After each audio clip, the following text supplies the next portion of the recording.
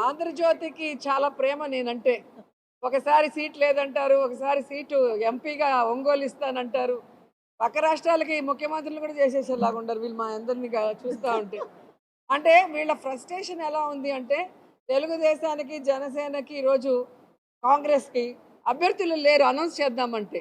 So, అది లేక ఏం చేస్తున్నారు? వైఎస్ఆర్ కాంగ్రెస్ మీద పడి ఏడవటం. వీళ్ళు 175 మంది క్యాండిడేట్లు పెడతారు.